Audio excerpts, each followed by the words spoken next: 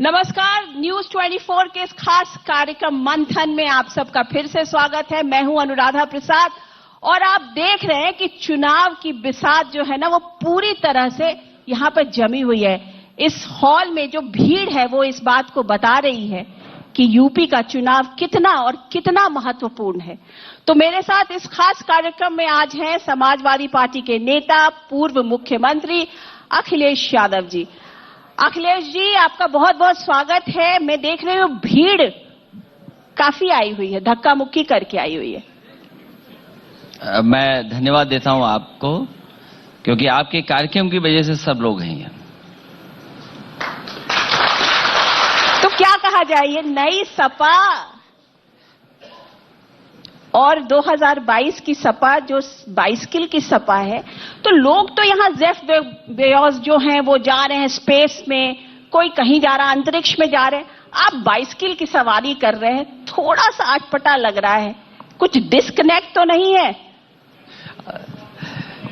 2022 का चुनाव प्रदेश को नई सरकार मिलने का चुनाव होगा। 4.5 साल में उत्तर प्रदेश ने देखा है कि किस तरीके से उत्तर प्रदेश पीछे हुआ है। आज उत्तर प्रदेश की जनता चाहती है कि प्रोग्रेसिव पॉलिटिक्स हो। प्रोग्रेसिव पॉलिटिक्स के साथ साथ जो कई समाज के लोग हैं, हिस्से में वो लोग हैं जिन्हें अभी भी सम्मान नहीं मिल पाया है। तो जहां प्रोग्रेसिव पॉलिटिक्स की बात हो, सामाजिक न्याय की बात हो, उत्तर प्रदेश में और काम नए हों, जनता ये चाहती है। और कहीं ना कहीं जो आज सरकार है उससे भरोसा टूटा है लोगों का। जो किसान हैं वो आज भी इंतजार कर रहे हैं कि उनकी आय कब पूरी दोगुनी होगी। किसानों का अभी तक गन्ने का भुगतान नहीं हो पाया। 1 यूनिट बिजली सरकार ने नहीं बनाई। जितने भी बिजली के कारखाने आज उत्तर प्रदेश में हैं, पुरानी समाजवादी सरकार के बनाए हुए हैं। आज बिजली महंगी हो गई है, सिंचाई महंगी हो गई। दावा तो ये किया था कि न जाने कितना इन्वेस्टमेंट आ जाएगा। दावा ये हुआ कि हम दुनिया के दूसरे हिस्सों से इन्वेस्टमेंट लाए। ये इन्वेस्टमेंट तो नहीं ला पाए, लेकिन अमेरिका की एक फैक्ट्री की तस्वीर लेके आ गई। लेकिन इससे बीजेपी से ज्यादा झूठा प्रचार कोई नहीं कर सकता। और कभी कभी उनकी बातें सुनकर के लगता है कि कहीं ना कहीं भारतीय जनता पार्टी के लोग अपने प्रचार का झूठा प्रशिक्षण केंद्र चला रहे हैं, जहां से सीख के आते हैं। लेकिन योगी जी आज सुबह आए थे और उन्होंने ये अदर देन सेइंग दिस कि राम राज्य आ गया है, उन्होंने सब कुछ कह दिया। उन्होंने कहा इतनी दमदार सरकार हमारी है, इतनी ईमानदार सोच है, करप्शन फ्री है, माफिया फ्री है, गुंडा राज एकदम बिल्कुल छाई हुई है। इसे क्या कहा जाए? इसीलिए मैंने कहा कि भारतीय जनता पार्टी झूठ प्रचार का कहीं पर प्रशिक्षित केंद्र चलाते हैं और वहीं से कहीं ना कहीं झूठ सीख करके आते हैं। जो अगर हम आंकड़े देखें प्रदेश के, अगर हम आंकड़ों को मिलाएं तो उत्तर प्रदेश पीछे चला गया है। और जो लोग ये कह रहे हैं दमदार सरकार है, दमदार सरकार है, हम उनसे ये जानना चाहते हैं कि उनका सबसे प्रिय काम है जो सबसे प्रिय काम है, दमदार लोग आखिरकार दुमदार हटा पाएंगे सड़कों से कि नहीं हटा पाएंगे? खेतों को चर रहे हैं दुमदार, दमदार तो हैं, लेकिन दुमदार को कब हटाओगे? हजारों करोड़ रुपए खर्च हो गए, गड्ढा मुक्त आज तक सड़कें नहीं हो पाई। अगर हम पहले बजट से और आज तक के बजट का हिसाब किताब लगाएं, हर वर्ष और पहले सप्लीमेंट्री बजट से लेकर के आज तक सबसे ज्यादा गड्ढा मुक्त के लिए पैसा लिया गया। कितनी सड़कें गड्ढा मुक्त हो गई? मां गंगा के लिए न जाने क्या क्या कहा गया। एग्जैक्टली। तो मैं ये जानना चाहता हूं, क्या मां गंगा साफ हो गई?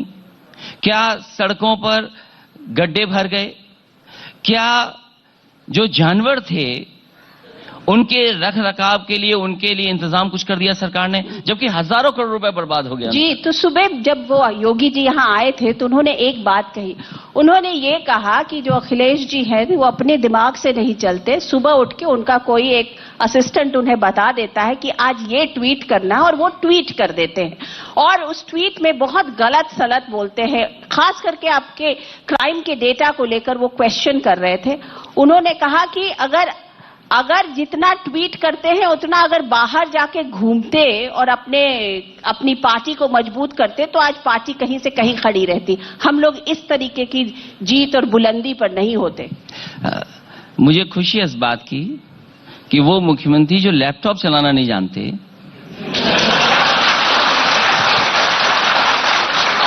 कम से कम ट्वीट तो पढ़ रहे हैं। और अगर ट्वीट पढ़ रहे होंगे तो कहीं ना कहीं सुधार लाएंगे। अगर एनसीआरबी का डेटा ये कहता है कि उत्तर प्रदेश में डकैती बढ़ी है, महिलाओं के खिलाफ अपराध बढ़े हैं, दलित समाज के खिलाफ अपराध बढ़े हैं, लूट हुई है, तो ये एनसीआरबी का डेटा है। और वो ये कह रहे हैं कि ये गलत डेटा दिया गया है। वो शायद डेटा जहां पर था उसके नीचे जो 2 लाइनें थी वो शायद नहीं पढ़ पाए। और मैं आज भी कहता हूं, कस्टोडियल डेथ में सबसे ज्यादा उत्तर प्रदेश है। इतना ज्यादा कस्टोडी में डेथ किसी की नहीं होगी जितना उत्तर प्रदेश में हो रही है। नेशनल ह्यूमन राइट कमीशन ने सबसे ज्यादा नोटिस उत्तर प्रदेश सरकार को दी हैं। तो योगी जी तो ये कह रहे हैं कि उनकी जो सरकार है ना वो हनक और धनक की सरकार है। कोई आके तो बात करे, वो देख लेंगे। वो तो ये कह रहे हैं कि सरकार का जो इकबाल है उसको हम लोगों ने बरकरार रखा। हम लोग जो सरकार चलाते हैं वो सरकार चलाते हैं, न कि कोई माफिया या कोई और लोग सरकार चलाते हैं। वो कहें कुछ भी, लेकिन सच्चाई सामने है। आज जब हम सब लोग बैठे हैं, इलाहाबाद में बड़ी घटना हुई। अखाड़ा परिषद के अध्यक्ष महेंद्र नलिन गिरि जी की हत्या हुई है कि आत्महत्या हुई है, ये तो एक विशेष जांच के बाद पता लगेगा। और केवल एक घटना नहीं, कहीं भी ऐसा नहीं हुआ होगा कि किसी प्रदेश में एक आईपीएस को भगोड़ा घोषित किया हो, सरकार अभी तक नहीं पकड़ पाई हो।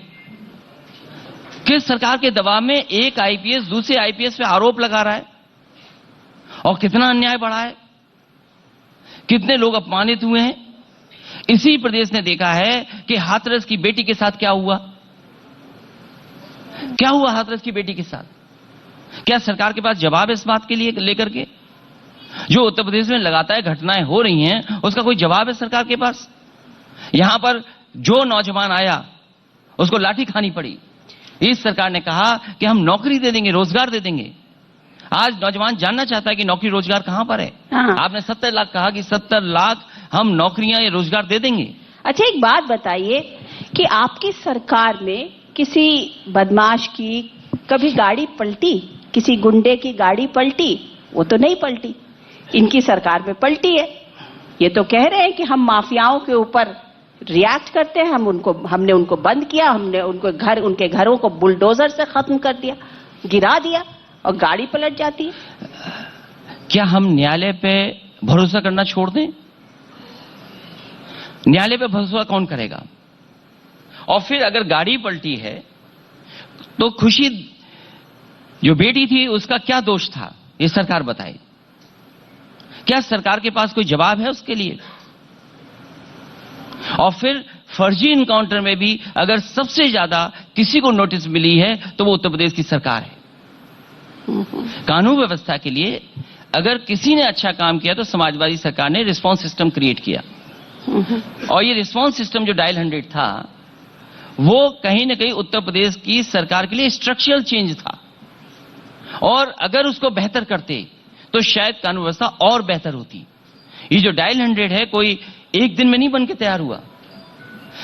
उत्तर प्रदेश के ही वरिष्ठ आईपीएस जो अच्छे आईपीएस से उनको जगह जगह भेजा गया। वो दुनिया के दूसरे हिस्से में जहां पर रिस्पांस सिस्टम बेहतर चलता है, ह्यूस्टन गए अमेरिका में, न्यूयॉर्क पुलिस का किस तरीके से रिस्पांस सिस्टम है वो देख करके आए, सिंगापुर में किस तरीके से पुलिस काम करती है वो देख के आए। और वो देखने के बाद यहां पर डायल 100 का व्यवस्था दी गई। बीजेपी ने क्या काम किया? लेकिन उन्होंने केवल नाम बदला है, डायल 100 की जगह डायल 112। क्या डायल 112 से कानून व्यवस्था बेहतर हो गई? क्या सरकार के पास जवाब? मैं मानती हूं कि आपने काम किया, लेकिन उस काम से आपको वोट नहीं मिला, कहीं ना कहीं कुछ कमी रह गई। क्या हो गया? इस बार जनता तैयार है कि एक प्रोग्रेसिव सरकार बनाएगी, और जो सरकार बने वो उत्तर प्रदेश को खुशहाली के रास्ते पे ले जाएगी। लेकिन प्रोग्रेसिव सरकार से आपका क्या मतलब है? बिकॉज प्रोग्रेसिव तो हर सरकारें होती हैं, हर कोई कुछ बेहतर करना चाहता है, हर कोई चाहता है कि मेरी सरकार जो है उसका नाम हो, तो प्रोग्रेसिव तो हर सरकारें होती हैं। आप क्या बोलेंगे, योगी जी की सरकार प्रोग्रेसिव नहीं है? प्रोग्रेसिव सरकार उसको मानेंगे जो कम से कम इंफ्रास्ट्रक्चर पे काम करे। आज उत्तर प्रदेश में जो एक्सप्रेसवे दिखाई दे रहे हैं, ये सही है कि पुरानी सरकार ने शुरू किए कुछ, समाजवादी सरकार ने कम से कम उदाहरण पेश किया कि एक्सप्रेसवे कैसे बन सकते हैं और कम समय में कैसे बन सकते हैं। शहरों को मेट्रो दी। आज जो उत्तर प्रदेश में बड़े पैमाने पे बिजली घर बने हैं वो समाजवादी सरकार की देन है, और जितनी भी बिजली 2012 तक बनती थी उससे डबल कैपेसिटी अगर किसी ने की तो समाजवादी सरकार ने करके दिखाई। आज उत्तर प्रदेश में ट्रांसमिशन लाइन सबसे ज्यादा बिछाई उत्तर प्रदेश समाजवादी सरकार ने, डिस्ट्रीब्यूशन सिस्टम को बेहतर किया। ये आए बीजेपी के लोग, इन्होंने कोई काम नहीं किया, केवल बिजली का बिल बढ़ा दिया, और आज बिजली के बढ़े हुए बिल पे बात नहीं करना चाहते। आज जो सिलेंडर बढ़ गया, उज्ज्वला योजना चलाई तो सस्ते सिलेंडर दे दिए, फ्री सिलेंडर दे दिए। चलिए देखिए, ये सिलसिला ना अखिलेश जी तो चलता रहेगा, वो कहेंगे हम बेहतर, मेरी कमीज ज्यादा अच्छी, मेरी कमीज ज्यादा सफेद, ये सब चलता रहेगा। लेकिन एक बात बताइए कि अब इलेक्शन के मोड में यूपी के आ चुका है और यहां पर अब सरकार बननी है, और ये 6 महीना पहले ही आगाज हो गया है पूरे के पूरे इलेक्शन का। अब परम्यूटेशन कॉम्बिनेशंस बहुत बन रहे हैं, तो एक सरकार बनाने के लिए जितना परसेंटेज ऑफ वोट चाहिए वो कम से कम 35% तो चाहिएगा, अगर आपकी सरकार बनती है। मैं ये समझना चाहूंगी कि आप वो कहां से लेके आएंगे, कहां पर रुक रहे हैं आपकी, और क्या क्या प्रॉब्लम्स हैं, कौन से ऐसे धड़ा हैं जो आपके साथ आए, जिनको आप आमंत्रित करना चाहते हैं, तो वो कौन सी डील, क्या हो रहा है, क्या कैसे होगा? समाजवादी पार्टी की कोशिश होगी उत्तर प्रदेश के जो छोटे दल हैं उनको साथ लाने की, और कई दलों के साथ समाजवादी पार्टी की बातचीत हुई है। बहुत जल्दी जानकारी मिलेगी किन पार्टियों के साथ गठबंधन आने वाले समय में होने जा रहा है।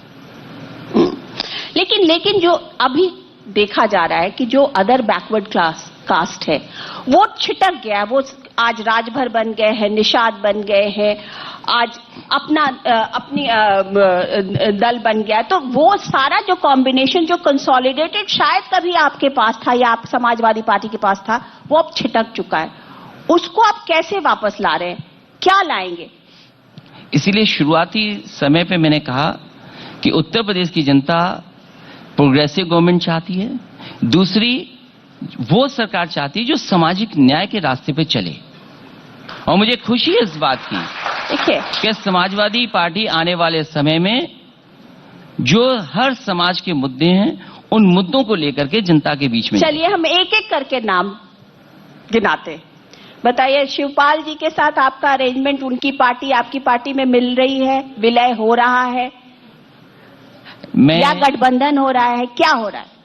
आपसे कहा कि जितने भी उत्तर प्रदेश के छोटे दल हैं उनको साथ लाने का काम समाजवादी पार्टी करेगी। गोल जवाब नहीं दीजिए, सही बोलिए। अरे न्यूज़ 24 के मंच पे हैं आप, खुल के बोलिए ना। मैंने कई मौकों पर कहा है और फिर कहता हूं मैं, हाँ, कि उनका भी एक दल है और उस दल को साथ लाने का काम होगा।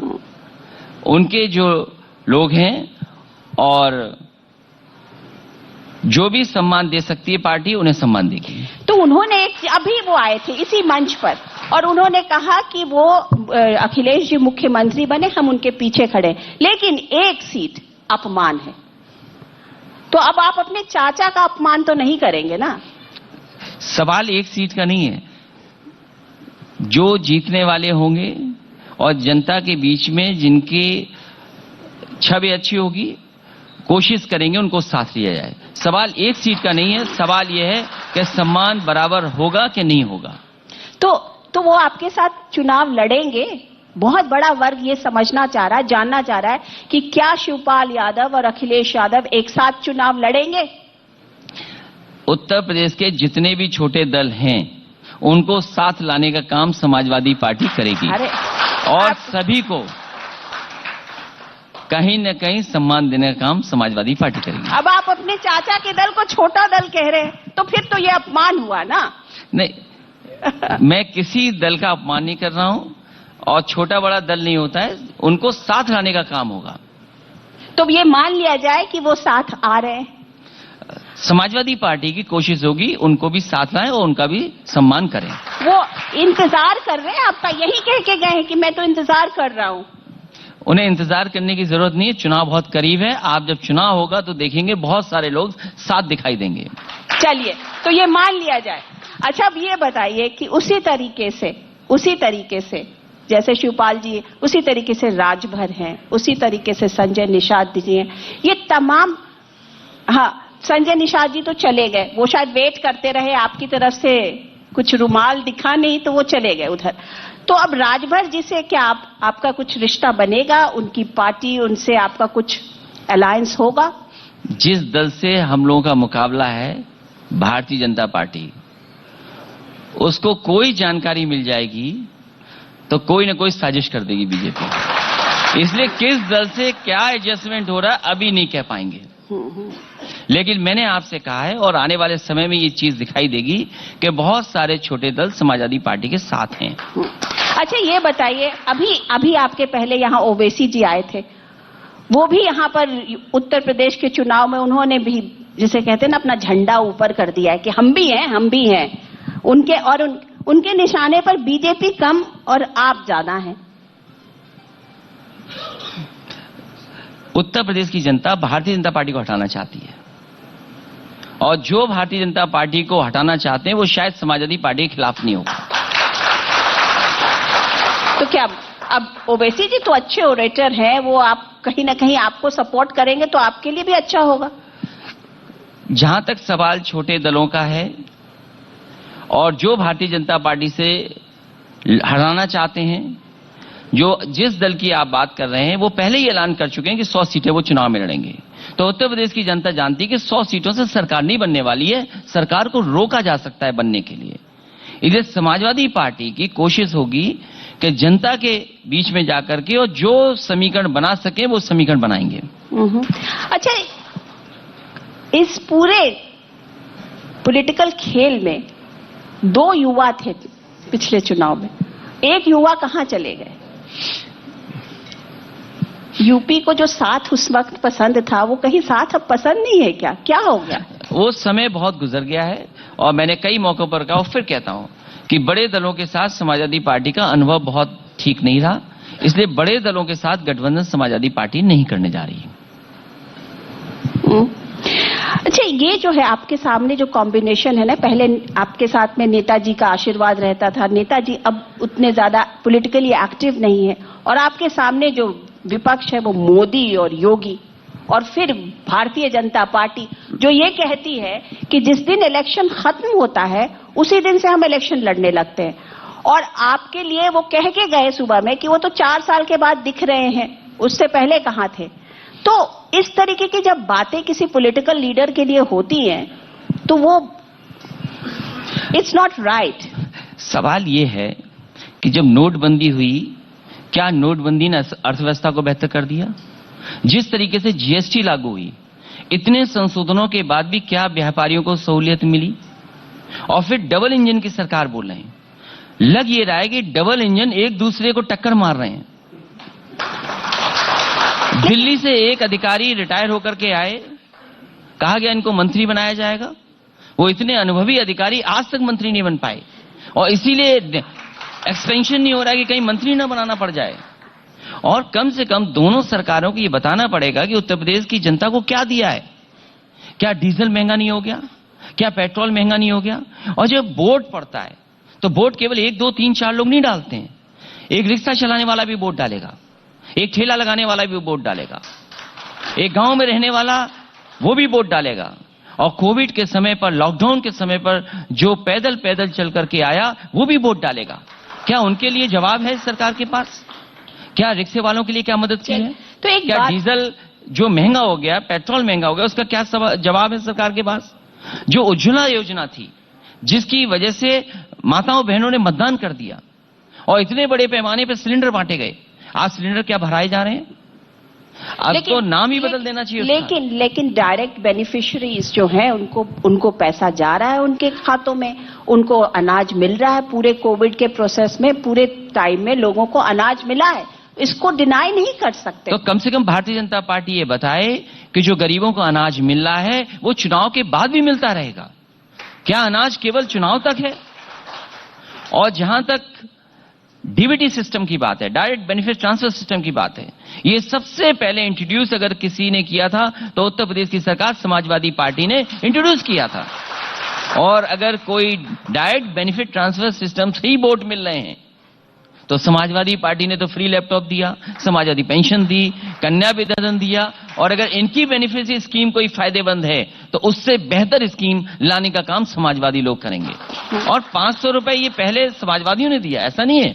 उत्तर प्रदेश में अगर किसान सम्मान निधि से 500 रुपया महीना आ रहा है, हमारे किसान को सोचना चाहिए कि उनकी पैदावार की आय दोगुनी का वादा हुआ था।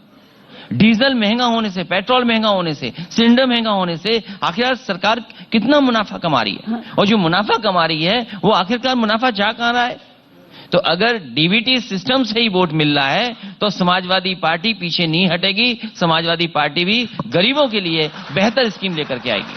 अच्छा, ये बताइए कि पश्चिम में उत्तर प्रदेश बहुत ही वॉलेटाइल है अभी, किसान जो है वो बैठे हुए हैं, सड़कों पे हैं। अब सब ये एक्सपेक्ट कर रहे हैं कि अखिलेश यादव की समाजवादी पार्टी और जयंत चौधरी की आरएलडी, उनका गठबंधन होना है, लेकिन आप दोनों चुप हैं। आपको नहीं लगता कि अब पहले ही बता दें तो लोग जो हैं वो सब साथ में हो जाएंगे? आप लोग दोनों चुप हैं, एक दूसरे की तरफ देख रहे हैं, डिसीजन नहीं हो रहा है। अगर लास्ट मिनट पे डिसीजन लेंगे तो आपको नहीं लगता उसका इंपैक्ट उस तरीके से नहीं पड़ेगा पूरे किसानों के ऊपर? इस बार भारतीय जनता पार्टी का सफाया वहीं से शुरू होगा और बलिया आते आते तक भारतीय जनता पार्टी का पता नहीं लगेगा। आप हर चीज को छुपा के बोल रहे हैं, क्लियर कट बोल दीजिए। हमारा आरएलडी के साथ अलायंस होना है। आरएलडी के साथ अलायंस समाजवादी पार्टी का होगा। और बहुत जल्दी जानकारी सभी लोगों को मिल जाएगी कि आरएलडी और समाजवादी पार्टी का क्या अलायंस है। अलग अलग लड़ेंगे, साथ चुनाव लड़ेंगे, कैसे करेंगे, ये निटी-ग्रिटी सारी कुछ बात हो गई। आरएलडी पहले भी समाजवादी पार्टी और आरएलडी का गठबंधन था लोकसभा में। आने वाले समय में विधानसभा का चुनाव होने जा रहा है, उसमें भी दोनों पार्टियां साथ लड़ेंगी। इसके साथ साथ और भी दल हैं, महान दल है, डॉक्टर संजय चौहान का दल है, और भी दलों से बातचीत हो रही, वो भी साथ आएंगे समाजवादी पार्टी के साथ। गठबंधन में आने वाले चुनाव में सब मिलकर के लड़ेंगे। तो सीट की शेयरिंग वगैरह सब पे बातचीत हो गई है या इट्स लिटिल अर्ली? वो अभी नहीं बताएंगे, लेकिन लगभग बहुत कुछ चीजें फाइनल हो चुकी हैं। चलिए, तो ये खबर हम दे दें, ब्रेकिंग न्यूज दे दें कि आपका और आरएलडी का अलायंस हो गया। समाजवादी पार्टी और आरएलडी का अलायंस होगा। फिर आप होगा बोल रहे।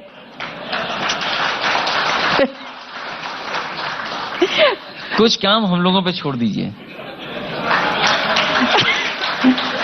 शिवपाल जी के साथ होगा उनके साथ भी, वो भी हम पे छोड़ दीजिए। अच्छा, राजभर के साथ क्या होगा? वो अभी नहीं बताएंगे। ओवैसी के साथ क्या होगा? वो भी नहीं बताऊंगा। संजय निषाद आएंगे? वो पहले छोड़ के जा चुके हैं। और आम आदमी पार्टी के साथ क्या होगा? उन्होंने अपनी 403 या कुछ ऐलान किया कि हम चुनाव लड़ेंगे, कुछ सूची भी जारी कर दी उन्होंने। तो इसलिए उनसे कैंसिल? क्योंकि उन्होंने अपनी सभी सूची में घोषित कर दी है। अच्छा, ये बताइए कि समाजवादी पार्टी उत्तर प्रदेश में ही सीमित रहेगी या आगे भी बढ़ेगी? उसके आगे भी आपके एम्बिशंस हैं, आप उसके आगे भी जाना चाहते हैं? समाजवादी पार्टी कई प्रदेशों में है, उसका संगठन है। फिलहाल उत्तर प्रदेश में कैसे सरकार बने, आने वाले समय में भारतीय जनता पार्टी उत्तर प्रदेश से कैसे हटे, इसके लिए समाजवादी पार्टी लगातार काम कर रही है। और आने वाले समय में आप देखेंगे कि उत्तर प्रदेश से भारतीय जनता पार्टी हटेगी। आप बहुत कॉन्फिडेंट हैं इस बात के लेकर? मैं इसलिए कॉन्फिडेंट हूं कि जिस तरह की नाराजगी जनता के बीच में है, जिस तरह की नाराजगी इनके जनप्रतिनिधियों को सामना करना पड़ रहा है, जिस तरीके से उत्तर प्रदेश की हर विधानसभा से आवाज आ रही है, हो सकता है कि गठबंधन जो होगा समाजवादी पार्टी का, वो 400 सीटें भी जीत जाए। ये कुछ ज्यादा नहीं है, क्योंकि वो भी आज बोल के गए कि हमारी तो बस 1-2 शायद छूट जाए तो छूट जाए, नहीं तो सभी हम ही जीत रहे हैं। नहीं, वो तो इतना ज्यादा नहीं बड़ा बोल पा दावा रहे आप हैं। लोग ठोक देते हैं कुछ। वो ज्यादा नहीं बोल पा रहे, वो 350 पे रुक जा रहे हैं। तो इसका मतलब क्या है कि जनता उन्हें पसंद नहीं कर रही, और इतने उनके जनप्रतिनिधियों को जनता का गुस्से का सामना करना पड़ रहा है, आप इसकी कल्पना नहीं कर सकते। कई गांव में घुस नहीं पा रहे हैं। ये जो कह रहे हैं कि गन्ने का हमने भुगतान किया है, आज तक ये नहीं बताने कि गन्ने का बकाया कितना है। क्या बिजली का बिल नहीं बढ़ाया? किसानों की सिंचाई महंगी नहीं हो गई? हमारे बुनकर भाइयों का क्या जो फिक्स रेट था वो नहीं खत्म हो गया? जो उत्तर प्रदेश को सपने दिखा रहे थे कि हम इन्वेस्टमेंट मीट कर करके इन्वेस्टमेंट लाएंगे, एक इन्वेस्टमेंट मीट हुई, दूसरी इन्वेस्टमेंट मीट हुई, आखिर उत्तर प्रदेश में क्या मिला है? लेकिन 6 महीने में, अभी 6 महीने चुनाव में बाकी है, तो गन्ने का वो भुगतान भी कर देंगे और बिजली का बिल भी माफ कर देंगे। जो मतलब 4.5 साल सरकार है उसको डिसीजन लेने में कितना टाइम लगता है? जो सरकार 4.5 साल में किसानों के गन्ने का भुगतान नहीं कर पाए, वो अगले 3 महीने या 4 महीने में कैसे कर पाएंगे? और जो सरकार, और खासकर मुख्यमंत्री जी, आज तक एक भी जगह पर ये नहीं कहा कि उत्तर प्रदेश में कहां पे बिजली के कारखाने लग रहे हैं। आज तक उनके मुंह से ये नहीं सुना होगा कि 3x660 super critical thermal plant कहां कहां पर लग रहे हैं। तो जो बिजली नहीं दे सकते, जो बिजली बन रही थी उसको पूरा नहीं कर सकते, वो केवल बिजली का बिल बढ़ा सकते हैं। और बिजली का बिल बढ़ने से केवल किसान तकलीफ में नहीं है, हमारे जितने कारोबारी वो तकलीफ में है। आखिरकार बिजनेस कैसे होगा? अच्छा, ये बताइए कि आप लोग सडनली बहुत सोशल मीडिया पर बहुत एक्टिव हो गए हैं, इसकी क्या जरूरत पड़ी? वो सोशल मीडिया पे समाजवादी पार्टी पहले से थी, लेकिन दिखाई कम दे रहे थे। इस बार दिखाई ज्यादा दे रहे हैं। क्यों? और कम से कम मुकाबला कर रहे हैं बीजेपी के झूठ का। जो बीजेपी के लोग झूठ फैलाते थे, कम से कम उसका मुकाबला कर रहे हैं, इसलिए समाजवादी पार्टी दिखाई दे रही है। उत्तर प्रदेश में बात हो, लखनऊ में बात हो और हिंदुत्व में बात ना हो, ये पॉसिबल नहीं है। भारतीय जनता पार्टी से और उनके नेताओं से हमें नहीं सीखना है कि हम हिंदू हैं कि नहीं हैं, और ना वो हमें सिखा सकते हैं कि हम हिंदू के रास्ते पे चलें कि ना चलें। हम उनसे बड़े हिंदू हैं, वो कहें कि हम हिंदू नहीं हैं। उत्तर प्रदेश की जनता, देश की जनता सेकुलर पॉलिटिक्स चाहती है। उत्तर प्रदेश की जनता सोशलिस्ट पैटर्न पे फैसले हों, ये नहीं हो कि कुछ लोगों के पास सब कुछ बन जाए। क्या उत्तर प्रदेश की जनता ये स्वीकार करेगी कि एयरपोर्ट बिक रहे हैं, हवाई पट्टी जो अभी पूरी नहीं उनको बेचने की तैयारी हो रही? लेकिन एक तो मानेंगे ना कि राम मंदिर का शिलान्यास बीजेपी की सरकार ने किया, मोदी जी, योगी जी सब वहां प्रेजेंट थे, सब उन्होंने किया, तो इसे तो आप मानेंगे ना। जो मंदिर बनने का फैसला आया वो सुप्रीम कोर्ट का फैसला है, और सुप्रीम कोर्ट के फैसले की वजह से मंदिर बन रहा है। ये बीजेपी या सुप्रीम कोर्ट के फैसले से बन रहा है, ये पूरे देश की जनता जानती है।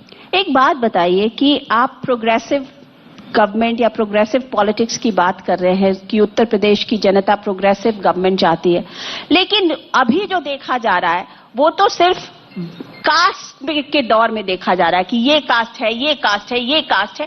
मतलब उत्तर प्रदेश की पॉलिटिक्स जो है वो कास्टिस्ट पॉलिटिक्स हो गई है, बिल्कुल कास्ट बेस्ड, बिल्कुल खांटी। उत्तर प्रदेश की जनता इस बार जाति से उठकर के ऊपर और धर्म से ऊपर उठकर के वोट करने जा रही है। इतनी बेरोजगारी कभी नहीं हुई होगी। पूरे उत्तर प्रदेश में देख लीजिए, गांव-गांव में बेरोजगारी फैल गई है। आज पढ़ने लिखने वाला नौजवान, डिग्री हासिल करने वाला भी नौकरी नहीं पा सकता। इतने पढ़े पाने पे बेरोजगारी है। अगर बेरोजगारी होगी, किसान बर्बाद हो जाएगा, अर्थव्यवस्था नहीं आगे जा रही है, तो इसका जिम्मेदार कौन है? नौकरी क्यों नहीं मिल रही, इसके जिम्मेदार कौन है? कारखाने उत्तर प्रदेश में नहीं लग रहे, इसके जिम्मेदार कौन है? ये भारतीय जनता पार्टी ने सपना दिखाया, दिल्ली से सपना देखा गया कि $5 ट्रिलियन की इकोनॉमी होगी। अगर दिल्ली ने $5 ट्रिलियन की इकोनॉमी का सपना देखा, तो उत्तर प्रदेश के मुख्यमंत्री कह रहे $1 ट्रिलियन की इकोनॉमी होगी। मैं ये जानना चाहता हूं, और उत्तर प्रदेश की जनता भी जानना चाहती है कि आखिरकार $1 ट्रिलियन इकोनॉमी का रोड मैप क्या है? अगर हमें उत्तर प्रदेश की $1 ट्रिलियन इकोनॉमी होनी है, तो उसका विजन क्या है? 4.5 साल में तो कुछ नहीं दिखा पाए। वो 3 महीने में क्या दिखाएंगे, 5 महीने में क्या दिखाएंगे? इसलिए क्योंकि $1 ट्रिलियन इकोनॉमी का सपना दिखाया, झूठ बोला, इसलिए उत्तर प्रदेश की जनता इनको हटाने का काम करेगी। आप इतने कॉन्फिडेंस से कह रहे हैं कि इनको हटाने का काम करेगी, कैसे? मतलब किसी को भी ये समझ में नहीं आ रहा है, क्योंकि अंदर में ऐसा लगता नहीं है कि आपकी पार्टी इस तरीके से जीत के आएगी। लोग कहते हैं, जो एनालिस्ट हैं वो ये कह रहे हैं कि करेगी अच्छा, शायद 100 सीट ले आए, क्योंकि इस तरीके की बातें जब हो रही है तो कहीं ना कहीं कुछ तो होगा, ऐसा तो है नहीं कि नहीं होगा। मुझे नहीं पता कौन से एनालिस्ट क्या कह रहे हैं, कौन सा चैनल क्या कह रहा है, लेकिन जनता के बीच में जाकर के जब देखते हैं तो जनता मन बना करके बैठी है कि भारतीय जनता पार्टी को हटाएंगे। चलिए, अच्छा ये बताइए कि अभी तो काफी टेंशन में आप होंगे, हैं? चुनाव है, उसमें भी योगी, मोदी, पूरी भारतीय जनता पार्टी का इलेक्शन मशीनरी, इतना बड़ा महकमा, इतना लंबा चौड़ा उनका जो पूरा वर्ल्ड की नंबर 1 पार्टी है, उससे आपको लड़ना पड़ रहा है। मुझे टेंशन इसलिए नहीं है कि आज भी मुख्यमंत्री जी शिलान्यास वही कर रहे हैं जो समाजवादी पार्टी के काम थे। आज भी वही मेट्रो बता रहे हैं जो समाजवादियों ने शुरू की थी। आज भी वही एम्बुलेंस काम कर रही है जो समाजवादी सरकार ने शुरू की थी। डायल 100 जो डायल 112 हो गया है, वही समाजवादी सरकार का काम शुरू हुआ है। ये जो सड़कों का जाल बिछ गया था, जो सरकार गड्ढे न भर पाए, उस सरकार से क्या उम्मीद करोगे? क्या उत्तर प्रदेश की जनता वो भूल जाएगी कि मां गंगा में कितनी लाशें बह रही थी? और जब लाशों के बारे में पूछा गया सरकार से, बीजेपी से पूछा गया कि ये लाशें कैसे बह रही हैं, लेकिन बीजेपी के लोग कहते हैं कि सब बिहार से आ रही हैं। सोचो, भारतीय जनता पार्टी इस पैमाने पे झूठ बोल सकते हैं। लेकिन कुछ तो मानेंगे, विंध्यवासिनी में कॉरिडोर बन गया, बाबा विश्वनाथ में कॉरिडोर बन गया, जो मतलब ऐसा नहीं है कि कुछ काम नहीं हुआ है। ये और आप ही एक बात कह रहे हैं कि हमने इतना सब कुछ किया और जीत गई भारतीय जनता पार्टी। तो फिर ये जो उद्घाटन हुआ है वहां पर रोपवे का, वो भारतीय जनता पार्टी की देन नहीं है। मिर्जापुर के लोग जानते हैं, आसपास के लोग जानते हैं, अगर रोपवे किसी ने बनाया है उस जगह पर, मंदिर के स्थान पर, वो समाजवादी सरकार ने बनाया है। मैं चित्रकूट खुद गया था और चित्रकूट मैंने खुद पदयात्रा की, वहां परिक्रमा की, एक एक व्यापारी से मिला। जितना काम समाजवादी सरकार में नेताजी के समय हुआ या समाजवादी सरकार में हुआ, भारतीय जनता पार्टी की सरकार में कोई काम नहीं हुआ। वहां पर रोपवे किसने बनाया वहां पर, वो भी समाजवादी सरकार की देन है। एक जिसका एनओसी मिल जाना चाहिए था, जिसका एनओसी मिलकर के अभी रोपवे तैयार हो जाती मथुरा वृंदावन में, वो बरसाना में, वो अभी भी नहीं बन पाई क्योंकि सरकार ने एनओसी बहुत मुश्किल से दिला पाई। तो आज जो काम दिखाई भी दे रहे हैं, शिलान्यास का शिलान्यास, उद्घाटन का उद्घाटन, नाम बदलना या रंग बदलने के अलावा कोई ठोस काम भारतीय जनता पार्टी तो इतना नहीं काम बता करने के बाद भी आप हार जाते हैं, ये बात समझ में नहीं आती है ना। इतना काम कर दिया आपने कि सारे उसके जो है ना रिबन्स वो लोग काट रहे हैं। आपने इतना सब कुछ इतने लेवल पे काम किया, पर जिसे बोलते हैं ना मलाई तो वही खा रहे हैं। इस बार जनता के बीच में भारतीय जनता पार्टी का इसलिए सफाया होगा कि भारतीय जनता पार्टी ने झूठ का प्रचार किया था। आप प्रचार नहीं कर पाए। झूठ का प्रचार इतना किया कि अपने समाजवादियों के काम भी अपने काम गिना दिए इन्होंने।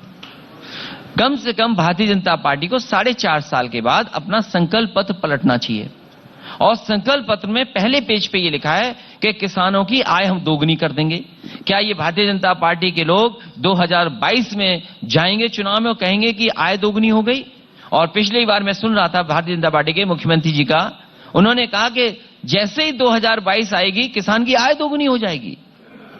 क्या तारीख बदलने से, साल बदलने से आय दोगुनी कैसे हो जाएगी? अच्छा, तो आप क्या करेंगे किसानों के लिए? दूसरी बात उन्होंने कही कि आप क्या करेंगे किसानों के लिए? उन्होंने जो कह दिया कह दिया, आप क्या करेंगे किसानों के लिए? समाजवादी पार्टी ने पहले भी काम किया और हर किसान की मदद के लिए बजट का इंतजाम करना पड़े, मंडी का इंतजाम करना पड़े या खेती के इंफ्रास्ट्रक्चर को तैयार करना पड़े, समाजवादी सरकार में वो सब सहूलतें किसानों को दी जाएंगी।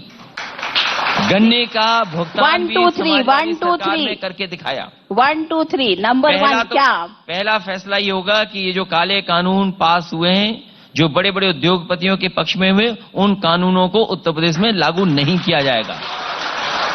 दूसरा ये होगा कि मंडी नेटवर्क, कम से कम वो प्लेटफॉर्म किसानों को मिले जहां पर अपनी पैदावार लेकर के जाए, उसको उसकी कीमत मिल जाए। वो मंडी, अगर कहीं असुविधा है मंडी में, कहीं मंडी में अगर बुराइयां हैं, तो उन चीजों को दूर कर करके और टेक्नोलॉजी का अगर इस्तेमाल करना पड़ेगा तो करेंगे, और मंडियों को पुरानी व्यवस्था से हटा करके नए तरीके से, जिससे कि किसानों को एक स्थान मिल जाए। सुकेश, आप सहमत हैं?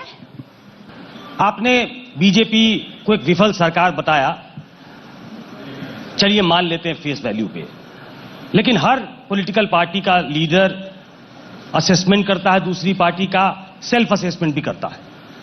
तो बीजेपी अपार्ट फ्रॉम दैट कि वो झूठ का प्रचार करते हैं, बीजेपी कहां आपको स्ट्रांग दिखती है और आपकी क्या ड्रॉबैक है? आपको लगता होगा कि ये काम हम बेटर कर सकते थे, 3 काम कि हम ये बेटर कर सकते थे विपक्ष में रहते हुए। नहीं, भारतीय जनता पार्टी का एक ही स्ट्रांग पॉइंट है कि झूठ का प्रचार बहुत अच्छी तरीके से कर लेते हैं। जहां तक समाजवादी पार्टी की स्ट्रेटेजी है, वो हम अभी क्यों बताएं हम आपको, लेकिन मैं आपको भरोसा दिलाता हूं, आज भी काम चल रहा है पार्टी का। और जिस समय कोविड नहीं आया था, 150 विधानसभाओं का लगभग ट्रेनिंग कैंप हो चुका था। कोविड की वजह से रोकना पड़ा, अब समय कम है, लेकिन चुनाव प्रचार उत्तर प्रदेश में शुरू हो गया, लगभग चुनाव शुरू है, और बहुत जल्दी आप देखेंगे कि समाजवादी पार्टी का भी प्रचार अभी हो ही रहा है और भी बड़े पैमाने पे शुरू हो जाएगा। एक छोटा सा सवाल और पूछ देता हूं, बीजेपी सांगठनिक तौर पे बहुत मजबूत है, ये मानेंगे आप? संगठन अगर मजबूत होता तो एक समय था जब मुख्यमंत्री और डिप्टी सीएम की दोनों की लोकसभा हरा दी थी समाजवादी पार्टी ने। लेकिन आज माहौल दूसरा है, आज दूसरी बात है। आज दूसरी जरूर बात है, लेकिन एक समय उत्तर प्रदेश में ऐसा भी था, देश में आया था, जब जनता पार्टी ने सभी सीटें उत्तर प्रदेश की जीत ली थी। हो सकता है वैसा इस समय दोबारा पलट करके आ जाए। बहुत कॉन्फिडेंट नजर आ रहे हैं आप। मैं कॉन्फिडेंट इसलिए हूं क्योंकि जनता के लिए जो काम होना चाहिए था वो नहीं हुआ। कम से कम समाजवादियों के काम आज भी जनता के बीच में हैं। संजीव, हमारे कोलीग, वो आपसे एक सवाल पूछना चाहते हैं। अखिलेश जी, समाजवादी पार्टी का गुणसूत्र है, जिस तरह से वो राजनीति करती थी, इस बार प्रभावित क्यों दिखती है? साइकिल अयोध्या पहुंच गई, प्रबुद्ध सम्मेलन, ये सब तो पिछले चुनाव में नहीं दिखा था, क्या हो गया? समाजवादी पार्टी हर वर्ग में जाने के लिए कार्यक्रम चला रही है। हमारे पिछड़े वर्ग के अध्यक्ष हैं, वो भी कार्यक्रम कर रहे हैं। समाजवादी पार्टी के प्रदेश अध्यक्ष हैं, वो किसान और नौजवान यात्रा पे निकले हुए हैं। डॉक्टर संजय चौहान, उनकी पार्टी का समर्थन है, वो अपने समाज में जगाने के लिए वो घूम रहे हैं, प्रचार कर रहे हैं। महान दल का अभी कार्यक्रम बदायूं में हुआ, उससे पहले वो पीलीभीत से लेकर के इटावा तक यात्रा की है। कम से कम हमारे पास वो चेहरे और फेसेस हैं जिसके माध्यम से हम उनके समाज में तो जा रहे हैं। और फिर अगर कुछ सच्चाई है समाज की, तो उस सच्चाई को स्वीकार करने में कोई गलत बात नहीं है। अच्छा अखिलेश जी, भारतीय जनता पार्टी बहुत बड़ी पार्टी है और बहुत पैसे वाली पार्टी है, बहुत। अब आप उनसे कैसे लड़ेंगे? बिकॉज आज की डेट में तो राजनीति करने के लिए पैसा भी चाहिए। जनता का समर्थन ही बहुत बड़ा काम करेगा। जनता का समर्थन समाजवादियों के साथ है। नहीं, ये देखिए बोलने वाली बात है, but you would need money, आपको पैसे की जरूरत पड़ेगी। समाजवादी पार्टी का चुनाव माना जाए कि आपके पास समाजवादी नहीं है? समाजवादी पार्टी का चुनाव चिन्ह साइकिल है। साइकिल में न डीजल की जरूरत है, न पेट्रोल की जरूरत है।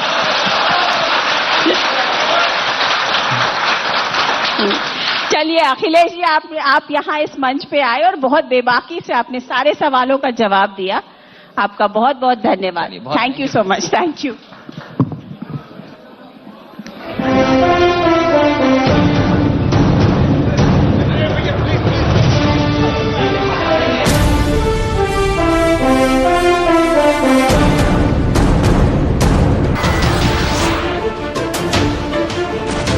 नमस्कार, मैं हूं मानक गुप्ता। अगर आपको हमारा ये वीडियो पसंद आया हो तो इसे लाइक और शेयर जरूर करें और हां, हमें सब्सक्राइब और फॉलो करना ना भूलें ताकि आप देश और दुनिया की कोई खबर मिस ना करें। तो जुड़े रहिए हमारे साथ और देखते रहिए News 24।